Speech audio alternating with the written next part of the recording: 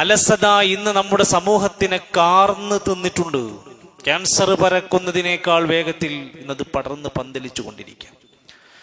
ദീനിൻ്റെതായ ആവശ്യങ്ങളുള്ള കാര്യങ്ങൾ ചർച്ച ചെയ്യാൻ വേണ്ടി ഒരു യോഗത്തിലേക്ക് വിളിച്ചാൽ പോലും ഒന്ന് വന്ന് ഇരിക്കേ വേണ്ടി വരുള്ളൂ. ചിലപ്പോൾ രണ്ട് അഭിപ്രായങ്ങൾ പറയാനായിരിക്കും വിളിച്ചിട്ടുണ്ടാവുക. പക്ഷേ അയാൾ എത്ര ഒഴിവുള്ളവനാണെങ്കിലും ആ മടിയിൽ നിന്ന് മാറാൻ അയാൾക്ക് കഴിയില്ല. വിശുദ്ധ ഖുർആൻ പഠിക്കാൻ, പാരായണം ചെയ്യാൻ എത്രയെത്ര അവസരങ്ങൾ അവർക്ക് മുമ്പിൽ തുറന്നിട്ട് കൊടുക്കുന്നു. പണ്ട് മഹാരഥന്മാരായ പണ്ഡിതന്മാരൊക്കെ അവരുടെ യാത്രകളെ പറ്റി പറയാൻ, ഖുർആൻ പഠിക്കാൻ വേണ്ടി ഷാമിലേക്ക്, സിറിയയിലേക്ക്, ഇറാനിലേക്ക്, ഈജിപ്തിലേക്ക്, ഫലസ്തീനിലേക്ക് പണ്ഡിതന്മാർ എവിടെയുണ്ടോ അങ്ങോട്ടേക്ക് ഓടിപ്പോയ ഒരു കാലുണ്ടായിരുന്നു. ഇന്ന് നമ്മുടെ അടുത്ത് നമുക്ക് നമ്മുടെ കൈകളിൽ സൗകര്യങ്ങൾ ഉണ്ടായിട്ട് പഠിക്കാത്ത, ഓതാത്ത ആളുകളെ കുറിച്ച് ചിന്തിച്ചു നോക്കൂ നിങ്ങൾ. നമ്മൾ ഈ സ്വഭാവത്തിന്റെ, ഈ മടിയുടെ, അലസതയുടെ ലോകത്താണെങ്കിൽ നമുക്ക് രണ്ട് ലോകത്തും നഷ്ടങ്ങളാണ്. ചെറുതല്ല ഈ ലോകത്തിന്റെ പ്രശ്നമെന്ന് പറയുന്നത്. അല്ലാഹു സുബ്ഹാനഹു വ തആല നമ്മളോട് ആവശ്യപ്പെടുന്നത് നിങ്ങൾ ഉന്മേഷമുള്ളവരായി മാറണം, നിങ്ങൾ നശാത്തുള്ളവരായി മാറണം. ഊർജ്ജസ്വലനായ ശക്തനായ മുഅ്മിനെയാണ് അല്ലാഹുക്ക് ഇഷ്ടം. ഇതൊക്കെ ഹദീസിലൊക്കെ വന്ന പ്രയോഗം കാണാൻ സാധിക്കും. മഹാനായ കലീമുല്ലാഹി മൂസാ നബി അലൈഹിസ്സലാത്തു വസ്സലാം വിശുദ്ധ ഖുർആനിൽ ഏറ്റവും കൂടുതൽ പേര് പറഞ്ഞ നബിയാണ് മൂസാ നബി. ഫിറഔനിന്റെ കൊട്ടാരത്തിലേക്ക് വലിയ ഒരു ചുമതലയുമായി കയറിപ്പോവാണ്.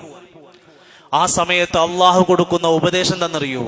മൂസ, നീ അള്ളാഹുവിന്റെ ദൃഷ്ടാന്തവുമായിട്ട് അങ്ങോട്ടേക്ക് പോകണം. ഇദ്ഹബ് അൻത വഅഖൂക, നീയും നിന്റെ സഹോദരനും അങ്ങ് ഫിറഔനിന്റെ അടുത്തേക്ക് പോകണം. വലാ തനിയാ ഫീ ദിക്രി, എന്റെ ദൃഷ്ടാന്തങ്ങളുമായി അവിടെ ചൊല്ലുന്ന സമയത്ത് എന്നെ സ്മരിക്കുന്നതിൽ നിങ്ങൾ രണ്ടുപേരും അലസന്മാരാകരുത്, എന്നെ ഓർക്കാൻ മടിണ്ടാവരുത്. നാസിർ സഅദി റഹ്മത്തുള്ളാഹി അലൈഹി ആ ആയത്ത് വിശദീകരിച്ചപ്പോൾ തന്നെ പറയുന്നുണ്ട്, വലാ തനിയാ ഫീ ദിക്രി, എന്നെ സ്മരിക്കുന്നതിൽ നിന്ന് നിങ്ങൾ പിറകോട്ടാകരുതെന്ന് പറഞ്ഞാൽ നിങ്ങൾ കസ്ലാനുകൾ, മടിയന്മാരായി മാറരുത്. എത്ര വലുതായ കാര്യത്തിലാണ് നബിതങ്ങൾ നബി ഇസ്ലാമിനോട് ഈ ഉപദേശം കൊടുക്കുന്നത്. വിശുദ്ധ ഖുർആനിന്റെ ചെറിയൊരു അധ്യായമായ അലം നശ്റഹ് ലക സദ്റക ഓതി പഠിച്ചവരാണ് നമ്മൾ. അതിന്റെ അവസാനത്തെ രണ്ടായത്തും നമ്മളോട് പറയുന്നതും ഇത് തന്നെയാ. ഫൈദാ ഫറഗ്ത ഫൻസബ് വഇലാ റബ്ബിക ഫർഗബ്, നീ ഒന്ന് കഴിഞ്ഞാൽ, ഫൈദാ ഫറഗ്ത, നീ ഒരു കാര്യത്തിൽ നിന്ന് ഒഴിഞ്ഞു കഴിഞ്ഞാൽ, റിലാക്സ് ആയി കഴിഞ്ഞാൽ ഇനി എന്താ ചെയ്യേണ്ടത്? ഇനി കുറച്ചു കാലത്തേക്ക് ഒരു പണിയില്ലാതിരിക്കുകയാണോ? ഫൻസബ്, മറ്റൊരു കാര്യത്തിൽ നീ മുഴുകണം. നീ അങ്ങനെ ഉറങ്ങി തൂങ്ങി നടക്കരുത്, നീ നിഷ്ക്രിയനാവരുത്, നീ മടിയനാവരുത്. വഇലാ റബ്ബിക ഫർഗബ്, നിന്റെ റബ്ബിലേക്ക് പ്രതീക്ഷയോടെ മുന്നോട്ട് നീ കുതിച്ചു വരണം. നന്മയിലേക്ക് നീ റബ്ബിലേക്ക് അടുത്തു വരണം. വിശുദ്ധ ഇസ്ലാമിന്റെ വിശുദ്ധ ഖുർആനിനകത്ത് പോലും ഈ സന്ദേശം നമുക്ക് തന്നുവെങ്കിൽ, അല്ലാഹുവിന്റെ ഖുർആൻ നമ്മളെ ആ കാര്യം ഓർമ്മപ്പെടുത്തിയിട്ടുണ്ടെങ്കിൽ, മഹാരഥന്മാരായ ഉലമാക്കന്മാർ അവരുടെ കിതാബുകൾക്കകത്ത് എഴുതി വെച്ചു ഈ രോഗത്തെക്കുറിച്ച്. ഇത് രോഗാണ്.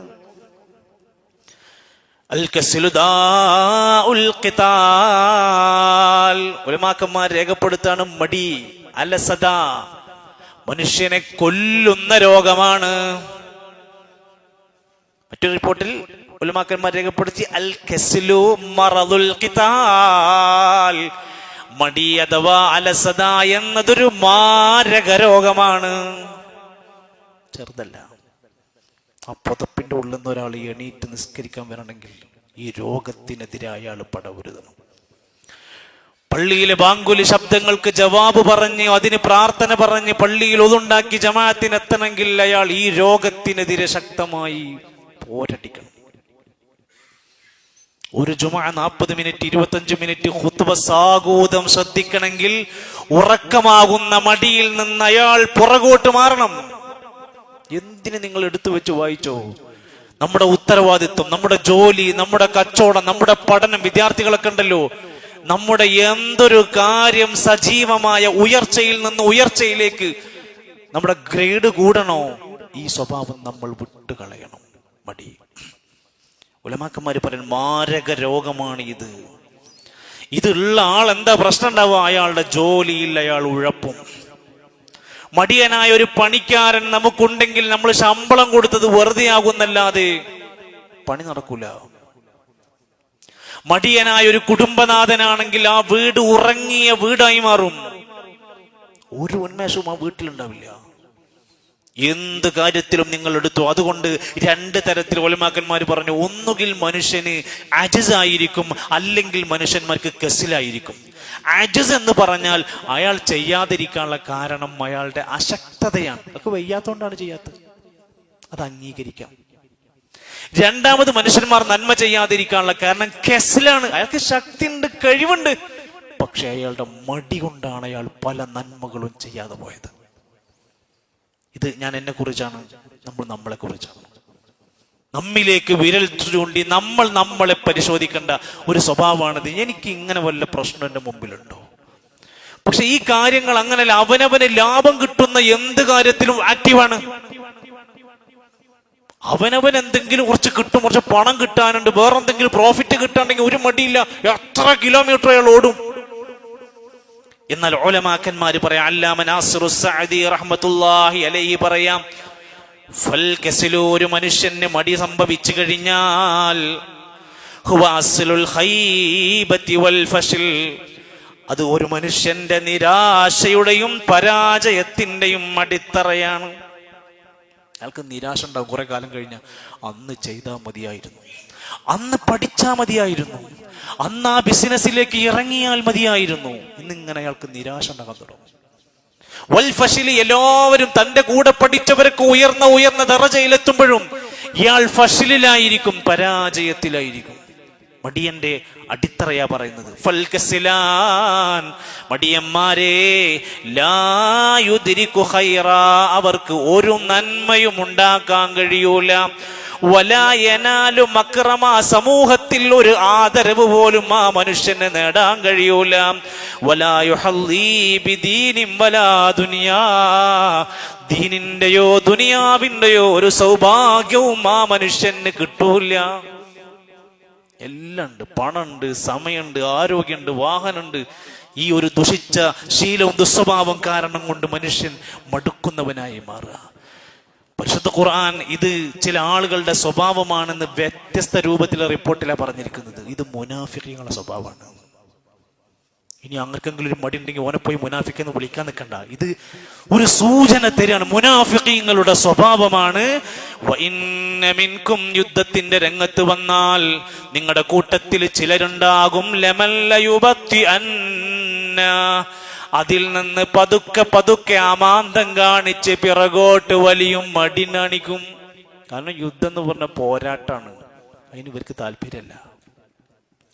മറ്റൊരായത്തിൽ പറഞ്ഞു, സൂറത്തു നിസാഇന്റെ 142, വഇദാ ഖാമൂ ഇലസ്സലാ, മുനാഫിഖീങ്ങളായ ആളുകൾ നമസ്കാരത്തിലേക്ക് നടന്നു നീങ്ങുമ്പോ, അവർ നിർവഹിക്കുമ്പോ, ഖാമൂ കുസാലാ, അലസതയോടെ മടിയോടെ ആയിരിക്കും അവരത് നിർവഹിക്കാൻ വരിക. താല്പര്യം ഉണ്ടാവില്ല. ഖാമൂ ഇലസ്സലാത്തി, ഖാമൂ കുസാല, മടിയോടെയാ നിസ്കരിക്കാം. യുറാഊനന്നാസ്, അവർ അവരുടെ പരലോകമൊന്നും ചിന്തിക്കൂല, ജനങ്ങൾ കാണണമെന്നാണ് ചിന്തിക്കുന്നത്. വലാ യദ്കുറൂനല്ലാഹ ഇല്ലാ ഖലീലാ, അല്ലാഹുവിനെ വളരെ കുറച്ചേ അവർ ഓർക്കുന്നുള്ളൂ. എന്ത് ഇബാദത്ത് ചെയ്താലും അള്ളാഹിനെ പറ്റിയുള്ള ചിന്ത അവർക്കില്ല. ഇത് മുനാഫിഖിന്റെ അടയാളമായി കൊണ്ടാണ് വിശുദ്ധ ഖുർആനിൽ വരെ എടുത്തു പറയുന്നത്. അതുകൊണ്ട് ഈ ഒരു അപകടത്തിന്റെ ആഴം മനസ്സിലാക്കാനാണ് ഉലമാക്കന്മാര് പറയുന്നത്. നമ്മുടെ പഠനത്തില്, നമ്മുടെ ജോലിയില്, നമ്മുടെ കുടുംബത്തില്, എവിടെയാണെങ്കിലും ശരി, ഈ അലസത എന്ന പ്രശ്നത്തിന്റെ അപകടം വലുതാണ്. അതിലേറ്റവും ഒന്നാമത്തേത്, നമുക്കൊരുപാട് നഷ്ടങ്ങളായിരിക്കും സമ്മാനിക്കുക. ഈ രോഗത്തോടുള്ള അപകടം എന്താ? നഷ്ടങ്ങളാണ് ഒരാൾക്ക് കൊടുക്കുള്ളൂ, ലാഭം എന്ന് പറഞ്ഞതില്ല. ഉലമാക്കന്മാര് പറയാണ്, പണ്ടൊരു കാലഘട്ടത്തിൽ ലോകത്തിനെ വലിയ രൂപത്തിൽ ഭരണം കാഴ്ചവെച്ച ഒരു കുടുംബം, രാജകുടുംബം, അതിൽപ്പെട്ടൊരു ഭരണാധികാരിയാണ് അബ്ദുൽ വാഹിദ് ബിൻ സുലൈമാൻ. അറബ് രാജ്യത്ത് ഭരണാധികാരികളാക്കിടയിൽ അങ്ങനെ അബ്ബാസിയാക്കളെ പോലെ മറ്റു പല ഭരണകൂടങ്ങൾ കഴിഞ്ഞു പോയല്ലോ. ആ ഭരണകൂടത്തിൽ ഒരു രാജഭരണകൂടം നശിച്ച് കുത്തുപാളയം എടുത്തു, തകർന്ന് തരിപ്പണായി, ഭരണം കയ്യുന്നു പോയി. അതിൽപ്പെട്ട ഒരാളോട് ചോദിക്കണ്ടേ, അബ്ദുൽ വാഹിദ് ബിൻ സുലൈമാനോട് ചോദിക്കണ്ടേ, നിങ്ങൾക്ക് എങ്ങനെയാണ് ഇത്രയും വലിയ പവർഫുള്ളായ അധികാരം ഉണ്ടായിട്ട് എങ്ങനെ നിങ്ങൾക്കിത് നഷ്ടം സംഭവിച്ചത്? എങ്ങനെ കൈവിട്ടുപോയി നിങ്ങളുടെ അധികാരം? അദ്ദേഹം പറഞ്ഞു, 2 പ്രശ്നമാണ് ഞങ്ങൾക്ക് ബാധിച്ചത്. ഭരണം കയ്യിൽ കിട്ടിയിട്ടത് നഷ്ടപ്പെട്ടതിന്റെ 2 കാരണം, നൗമുൽ ഗദവാതി വശുർബുൽ അശവാതി, പ്രഭാതത്തിൽ കടന്നുറങ്ങും, രാത്രിയായാൽ മദ്യപിച്ച് കൂത്താടും. ഈ സ്വഭാവം ഞങ്ങളുടെ നാടിനെ നശിപ്പിച്ചു. പ്രഭാതത്തിൽ ഏറ്റവും ഉന്മേഷത്തോടെ പ്രവർത്തിക്കേണ്ട സമയമാണ്. ഇബാദത്തിലും ജോലിയിലും കച്ചവടത്തിലും ക്ലീനിങ്ങിലും എല്ലാത്തിലും പഠനത്തിനും ഒക്കെ പറ്റിയ ഒരു നല്ല സമയമാണ് പ്രഭാതം. അല്ലാഹുമ്മ ബാരിക് ലി ഉമ്മതി ഫീ ബുകൂരിഹാ, അല്ലാഹുവേ എന്റെ ഉമ്മത്തിന് പ്രഭാതത്തിൽ ബറക്കത്ത് കൊടുക്കണേ എന്ന് നബി തങ്ങൾ പ്രാർത്ഥിച്ചിട്ടുണ്ട്. നബി സല്ലല്ലാഹു അലൈഹി വസല്ലമ കച്ചവട സംഘത്തിനെ, യാത്രാ സംഘത്തിനെ പറഞ്ഞയക്കുമ്പോൾ അവരോട് രാവിലെ പുറപ്പെടാൻ പറയും. ആ സമയത്തിനൊരു ബറക്കത്തുണ്ട്. എന്നാൽ രാവിലെ പ്രഭാതത്തിലുള്ള വെറും ഉറക്കങ്ങൾ കൊണ്ട് മാത്രം നീണ്ടുപോകലാണ് ഞങ്ങൾക്ക് നഷ്ടം സംഭവിച്ചത്. രാത്രിയാണെങ്കിലോ രാത്രിയിൽ മദ്യപിച്ച് ഓർമ്മയില്ലാത്ത അവസ്ഥയിലുള്ള കിടത്തവുമാണ് ഞങ്ങൾക്ക് നഷ്ടമുണ്ടാക്കിയത്. ഉലമാക്കന്മാര് പറയാണ്, അലസന്മാർക്ക് ഉണ്ടാകുന്ന 2ാമത്തെ അപകടം ഇബാദത്തുകളിൽ ഉണ്ടാകുന്ന അപജയമാണ്. ആരാധനകളിൽ അയാൾക്കുണ്ടാകുന്ന അപകടം അതായിരിക്കും. ഇബ്നു മസ്ഊദ് റളിയല്ലാഹു അൻഹു പ്രസിദ്ധനായ സ്വഹാബിയാണ്.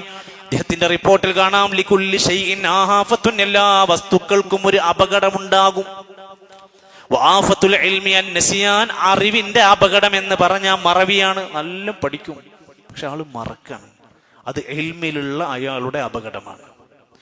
വആഫത്തുൽ ഇബാദത്തി, ആരാധനയിലുള്ള അപകടമാണ്. അൽ കസ്ലാൻ, മടി പിടിക്കുക എന്നത് ആരാധനയെ നശിപ്പിക്കുന്നതാണ്. അത്ര അപകടകാരിയാണ് എന്നർത്ഥം. തബഈ പണ്ഡിതനായ മുഹമ്മദ് ബിൻ അലി റഹിമഹുല്ലാ അദ്ദേഹത്തിന്റെ മകനെ വിളിച്ചു ഉപദേശിക്കുകയാണ്. യാ ബുനയ്യ, പൊന്നുമോനെ, ഇയ്യാക വൽ കസല വൽ വജ്ർ, മോനെ നീ കസിലിനെയും ലജ്റിനെയും സൂക്ഷിക്കണം. കസില് മടി, ലജ്ർ അക്ഷമ. ഒരു ഓഫീസ് പോയി 2 മിനിറ്റ് ക്യൂ നിൽക്കാനുള്ള ക്ഷമല്ല. ഒരു സ്ഥലത്ത് പോയി 10 ആളെ ബാക്കിൽ ക്യൂ നിൽക്കാൻ പറ്റണില്ല. ഡോക്ടർ മുമ്പിൽ പോയി 4 ആൾ ടോക്കൺ വിളിക്കുന്നത് വരെ ഇരിക്കാനുള്ള സമയമല്ല. ആകെ അക്ഷമനാകുന്നുണ്ടോ നീ? ഇയ്യാക, നീ സൂക്ഷിക്കണം കേട്ടോ. അൽ കസില, മടി പിടിക്കുന്നത്, വല്ലജ്റ, അക്ഷമനാകുന്നത്. എന്നിട്ട് അദ്ദേഹം പുറത്ത് മകനോടുള്ള ഉപദേശമാണ്, മോനെ, ഫഇന്നഹുമാ, ഈ 2 സാധനങ്ങളുണ്ടല്ലോ, മിഫ്താഹു കുല്ല ശർറിൻ, എല്ലാ ശർറിന്റെയും താക്കോലാണ്. എല്ലാ ശർറും വന്നു. വേറെ എന്ത് മുന്തിയ സ്വഭാവം ഉണ്ടെന്ന് പറഞ്ഞാൽ ഇത് നിനക്ക് അപകടം ഉണ്ടാക്കും. മുനാഫിഖീങ്ങളുടെ പ്രകൃതം വിശദീകരിച്ചപ്പോൾ വീണ്ടും ഇതുപോലെ പറയുന്നുണ്ട്, വലാ യഅ്തൂന സ്വലാത്ത ഇല്ലാ വഹും കുസാലാ, അവരുടെ ആരാധന, അവരുടെ ഇബാദത്ത് മടിയന്മാരായിട്ടാണ് നിർവഹിക്കുക.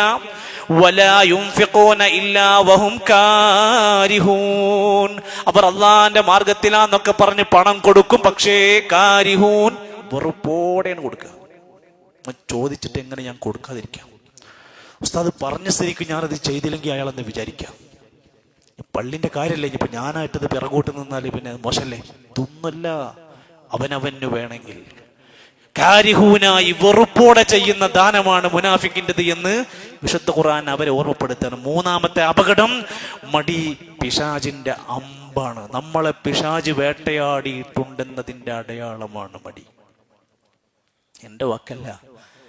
വഖാല റസൂലുള്ളാഹി സ്വല്ലല്ലാഹു അലൈഹി വസല്ലം, പ്രവാചകർ പറയാണ്, അശ്ശൈത്വാനു ജാസിമുൻ അലാ ഖൽബി ഇബ്നി ആദം, ആദമിന്റെ സന്താനങ്ങളിൽ അവന്റെ കൽബിൽ ശൈത്വാൻ കുടിയിരിക്കും. ഫഇദാ ദക്കറല്ലാഹ്, അവൻ അല്ലാഹനെ ഓർത്താൽ ഖനസ, അവിടുന്ന് പിശാച് പിന്തിരിഞ്ഞു പോകും. വഇദാ ഗഫല, അല്ലാഹനെ ഓർക്കാൻ മടി കാണിച്ചാൽ, ഇബാദത്തിൽ നിന്ന് മടി കാണിച്ചാൽ, വസ്വസ, പിശാച് ഓരോ ദുർബോധനങ്ങൾ ഇട്ടുതരും. സ്വതക്ക കൊടുക്കണ്ട, ഖുർആൻ ഓതണ്ട, ഇപ്പൊ എണീക്കണ്ട. നമ്മളെ വസ്വാസിലാക്കി മനുഷ്യനെ തളർത്തിയിട്ടു ദുർബോധനങ്ങൾ അവൻ ചെയ്തുകൊണ്ടിരിക്കും. അതുകൊണ്ടാണ് നമ്മളെ സംബന്ധിച്ചിടത്തോളം ഈ വിഷയത്തിന്റെ ഗൗരവം അറിയാൻ റസൂൽ സല്ലല്ലാഹു അലൈഹി വസല്ലം വലിയ ഗൗരവത്തോടെ തന്നെ പറഞ്ഞ, നിങ്ങൾ ഉറങ്ങി എഴുന്നേറ്റാൽ ഒതുണ്ടാക്കണം, വളരെ പെട്ടെന്ന് ഒതുണ്ടാക്കണം. ആ ഉളുവിൽ മൂക്കിലേക്ക് 3 തവണ വെള്ളം കയറ്റി ചീറ്റണം.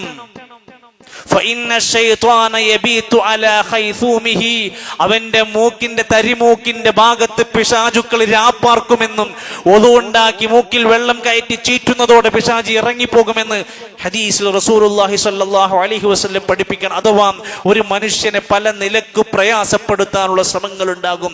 നബി സല്ലല്ലാഹു അലൈഹി വസല്ലം പറയാണ്, എന്റെ ഉമ്മത്തിൽ കുറച്ച് ആളുകൾ ഉണ്ടാകും, 100 ഒട്ടകങ്ങളെ കാണുന്ന പോലെയാണ്. 100 ഒട്ടകങ്ങളെ നിനക്കിങ്ങനെ കാണാം. ലാ തജിദു റാഹില, അതിൽ ഒരെണ്ണത്തിന്റെ പുറത്ത് പോലും കയറാൻ പറ്റാത്ത അവസ്ഥയായിരിക്കും. കുറെ ആൾക്കാരുണ്ടാവും, ഒരു ഉന്മേഷവാനായ മടി പിടിക്കാത്ത ഒരെണ്ണം ഉണ്ടാവില്ല. അതാണ് അതിന്റെ സൂചന. 100 കണക്കിന് ഒട്ടകങ്ങൾ ഉണ്ടാകും, ഒരെണ്ണത്തിന്റെ പുറത്ത് പോലും കയറി വാഹനത്തിന് സഞ്ചരിക്കാൻ പറ്റാത്ത കോലത്തിലായിരിക്കും എന്റെ ഉമ്മത്ത്. എത്ര സൂക്ഷിക്കണം നമ്മൾ ആലോചിക്കും.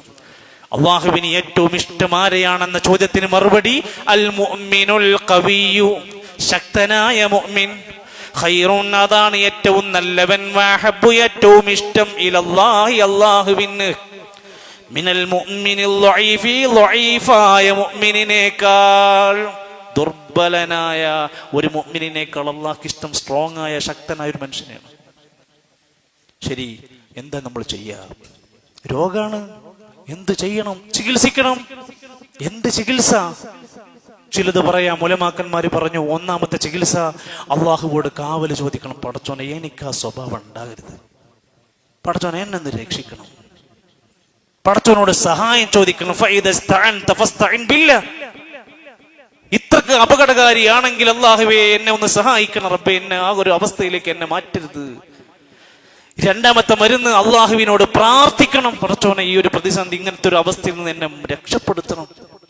റസൂലുള്ളാഹി സ്വല്ലല്ലാഹു അലൈഹി വസല്ലം പ്രാർത്ഥിച്ചു, അല്ലാഹുമ്മ ഇന്നി അഊദു ബിക മിനൽ ഹമ്മി വൽ ഹസൻ. അല്ലാഹുവേ, ഞാൻ വിഷമങ്ങളിൽ നിന്ന്, സങ്കടങ്ങളിൽ നിന്ന്, ദുഃഖങ്ങളിൽ നിന്ന് എന്നോട് കാവല് ചോദിക്കുകയാണ്. വൽ അജ്സി വൽ കസലി, അശക്തതയിൽ നിന്ന്, മടിയിൽ നിന്ന് ഞാൻ കാവല് ചോദിക്കുന്നു. മടി പിടിക്കുക, അലസനാവുക, അശക്തനാവുക, അതിൽ നിന്ന് ഞാൻ കാവല് ചോദിക്കുന്നു എന്ന് നബിതങ്ങൾ പോലും പ്രാർത്ഥിക്കാറുണ്ട്. മൂന്നാമത്തേത്, മഹാനായ ഇബ്നു ഖയ്യിം അൽ ജൗസി റഹ്മത്തുള്ളാഹി അലൈഹി ഒരു ചികിത്സ പറയാണ്. ഒരു കാര്യത്തിന്റെ പ്രസക്തി, അത് ചെയ്താൽ കിട്ടുന്ന പുണ്യങ്ങളും പ്രതിഫലങ്ങളും മനസ്സിലാക്കുക. അത് ഞാൻ ചെയ്തില്ലെങ്കിൽ എനിക്ക് ഇത്ര നഷ്ടങ്ങൾ ഉണ്ടാകുമെന്ന് ചിന്തിക്കാം. ഇബ്നു ഖയ്യിം അൽ ജൗസി റഹ്മത്തുള്ളാഹി അലൈഹി പറയാണ്, ഒന്നാമത്തെ സൊഫ്. ഈ പള്ളിയിൽ ഇപ്പൊ ഒരു 10-16 സൊഫ് ഉണ്ടെന്ന് വിചാരിക്കുക, എല്ലാവർക്കും ഒരു കൂലി കിട്ടൂല. ഒന്നാമത്തെ സൊഫ് ഒരു അത്യപൂർവ സൊഫാണ്. അതിന്റെ മഹത്വം നിങ്ങൾ അറിഞ്ഞിരുന്നുവെങ്കിൽ നിങ്ങളുടെ നാടുകളിൽ നറുക്കെടുപ്പ് നടത്തേണ്ടി വരുമായിരുന്നു. ഇവിടെ പ്രശ്നമല്ലല്ലോ, ആരും മത്സരിക്കാൻ വരൂല, എല്ലാവർക്കും സൊഫ് ബാക്കിയാണ്. എന്നാൽ ഒന്നാമത്തെ സൊഫിന്റെ മഹത്വം ഒരാൾ അറിഞ്ഞാൽ മടിയില്ലാതെ അയാൾ അവിടേക്ക് ഓടിയെത്താൻ ശ്രമിക്കുമായിരുന്നു. അതാണ് ചികിത്സ. റസൂലുള്ളാഹി സ്വല്ലല്ലാഹു അലൈഹി വസല്ലം പറഞ്ഞു, ഇശാഇന്റെ സുബ്ഹിന്റെ ജമാഅത്തിന്റെ മഹത്വം അറിഞ്ഞിരുന്നുവെങ്കിൽ മുട്ടിലിഴഞ്ഞുകൊണ്ടെങ്കിലും അവർ വരുമായിരുന്നു. മടിക്കൂല, ഒരു മടിയും വരൂല. ഇശാഇന്റെയും സുബ്ഹിന്റെയും ജമാഅത്തിന്റെ പ്രതിഫലത്തിന്റെ മഹത്വം അറിഞ്ഞാൽ അയാൾ മുട്ടിലിഴഞ്ഞാണെങ്കിലും അയാൾ വരുമായിരുന്നു. 3 ജുമുഅ ഒഴിവാക്കുന്നവന്റെ ഹൃദയത്തിൽ അല്ലാഹു തആല മുദ്രയിടപ്പെടും. അത് മനസ്സിലാക്കിയാൽ ഒരു ജുമുഅയും അയാൾ നഷ്ടപ്പെടുത്തൂല. ബാങ്കുലി ശബ്ദം, ജുമുഅന്റെ ബാങ്കുലി ശബ്ദം കേട്ട് പുറപ്പെട്ട് ഇമാമ ഖുതുബ ആരംഭിച്ചാൽ മലക്കുകൾ എഴുതി വെക്കുന്ന രേഖാ താളുകൾ പൂട്ടിവെക്കുമെന്നും അവർ ഖുതുബ കേൾക്കാൻ ഇരിക്കുമെന്നും ഹദീസ് മനസ്സിലാക്കിയാൽ പിന്നെ നമ്മൾ ജീവനുണ്ടെങ്കിൽ വൈകത്തൂല, ഒരു ജുമുഅ കിട്ടണം എന്നുള്ള ചിന്തയാണെങ്കിൽ. ഇവിടെയാണ് ഇബ്നു ഖയ്യിം അൽ ജൗസി റഹ്മത്തുള്ളാഹി അലൈഹി പറഞ്ഞത്, ഒരു കാര്യത്തിന്റെ ലാഭത്തെക്കുറിച്ച് അറിയണം, അത് ഞാൻ ചെയ്തില്ലെങ്കിൽ ഉണ്ടാകുന്ന നഷ്ടത്തെക്കുറിച്ച് അറിഞ്ഞാൽ ശരിയാകും. 4 നല്ല ഉപദേശങ്ങൾ കേൾക്കും. അലസത മാറ്റുന്ന 100 കണക്കിന് ഉപദേശങ്ങൾ തരാൻ ഇന്ന് ആളുകളുണ്ട്. വളരെ സൈക്കോളജിക്കലായിട്ടാവട്ടെ, ദീനിയായിട്ടാവട്ടെ, ഹെൽത്തി ആയ ഏത് കാര്യത്തിലാവട്ടെ, നമുക്ക് നല്ല നല്ല നിർദ്ദേശങ്ങൾ തരുന്നവരെ നമ്മൾ സമീപിക്കണം. പറയാൻ ഒരു മടി ആവശ്യമില്ല. 5 നല്ല ചങ്ങാതിമാരൊപ്പം ചെല്ലണം. മടിയനായ കുഴിമടിയനായ ഒരുത്തന്റെ കൂടെയാണോ നിന്റെ ബിസിനസ് പാർട്ട്ണർഷിപ്പ്, നീ അത് തന്നെയായി മാറാൻ പോവാ. നിന്റെ ക്ലാസ്സിലെ, നിന്റെ കോളേജിലെ മടിയന്മാരിൽ മടിയനായ ബാക്ക് ബെഞ്ച് അസോസിയേഷന്റെ പ്രധാനപ്പെട്ട ഒരു വ്യക്തിയാണ് നീയെങ്കിൽ, നീയും അവിടെ തന്നെയാണ് നിന്റെ റോൾ ഉണ്ടാവുക. നാട്ടിലെ ഒന്നിനും ഒരു നന്മയിലും മുന്നോട്ട് വരാത്തൊരു കുഴിമടിയന്റെ കൂടെയാണ് നിന്റെ സദാസമയത്തുമുള്ള നടത്തമെങ്കിൽ നിനക്ക് മറ്റൊരു സ്വഭാവം പ്രതീക്ഷിക്കാൻ വകുപ്പില്ല.